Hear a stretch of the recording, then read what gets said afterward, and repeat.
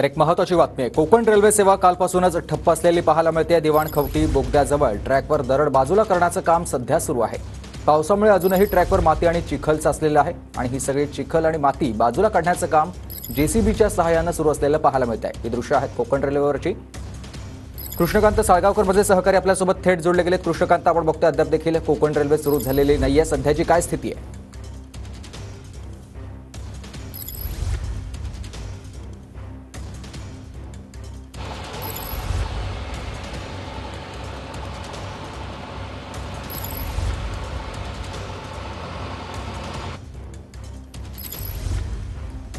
तर कृष्णकांत साळगावकर माझे सहकारी आपल्यासोबत जोडलेले आपण बघतोय। सध्या कोकण रेल्वे ठप्प आहे। आपण पुन्हा एकदा कृष्णकांतकडे जाणार आहोत। कृष्णकांत, अद्याप देखील कोकण रेल्वे ठप्प आहे, सध्याची काय स्थिती आहे?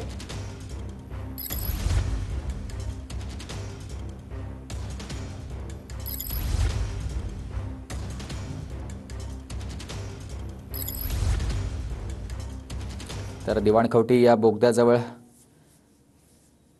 दरड कोसळलेली आहे आणि त्यामुळेच ढिगारा उपसण्याचं काम रेल्वे रुळावरचं सुरू झालेलं आहे कोकण रेल्वेकडून। मात्र अद्याप देखील बराच काळ कोकण रेल्वे सुरू होण्यासाठी लागणार आहे। गेल्या 14 तासांनंतर देखील वाहतूक कोकण रेल्वेची ठप्प असलेली पाहायला मिळते।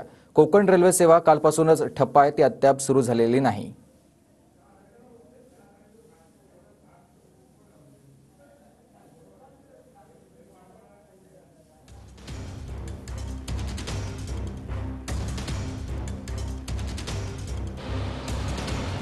कोकण रेल्वे स्थानकावर आपण बघतोय कोकणामध्ये वेगवेगळ्या रेल्वे स्थानकांवर प्रवाशांची मोठी गर्दी झालेली आहे, कारण दिवाणखवटी बोगद्याजवळ ट्रॅकवर दरड बाजूला करण्याचं काम सध्या सुरू झालेलं आहे। कालपासूनच ही सेवा ठप्प असलेली पाहायला मिळते। 13 तास उलटून देखील सेवा सुरू झाली नसल्यामुळे मागील काही तासांपासून कोकण रेल्वे ठप्प झालेली आहे आणि ज्या कारणामुळे ठप्प झालेली आहे हे होतं दरड कोसळल्याची घटना घडलेली होती आणि आपण पाहू शकताय की आम्ही या स्पॉटवरती पोहोचलेलो आहोत। कशा पद्धतीने या रेल्वे ट्रॅकवरती ही दरड आलेली आहे हे आपण दृश्यामधून पाहू शकतोय।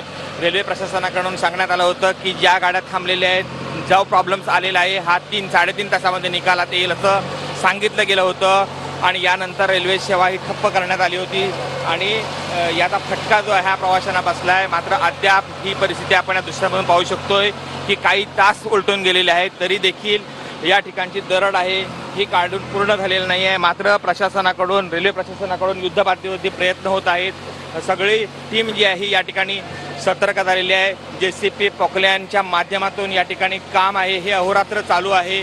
मात्र तरी देखील हा जो मार्ग जो आहे ट्रॅकचा हा अद्याप क्लिअर करण्यात आलेला नाही आहे। आपण पाहू शकतोय कशा पद्धतीनं हा रेल्वे ट्रॅक जो आहे हा ह्या चिखल आणि मातीमध्ये बुजला गेलेला आहे आणि मागील काही तासांपासून जो मुसळधार पाऊस पडतो आहे यामुळे ही परिस्थिती निर्माण झालेली आहे।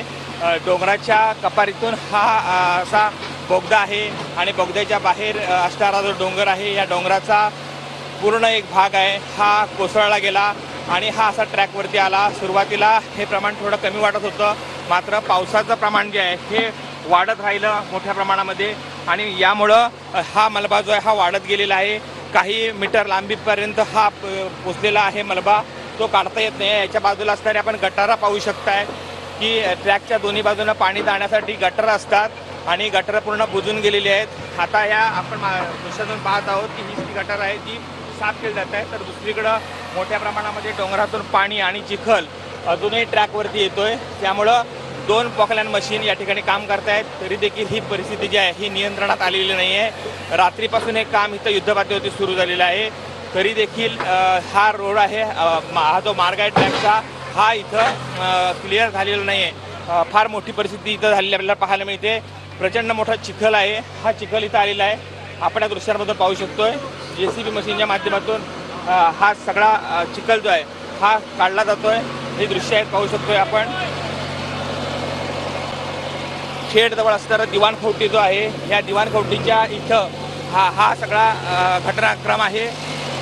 रात्रीपासून या ठिकाणी सगळी वाहतूक आहे। ताजे अपडेट्स घेणार आहोत। धन्यवाद तुम्ही दिलेल्या सविस्तर माहितीसाठी।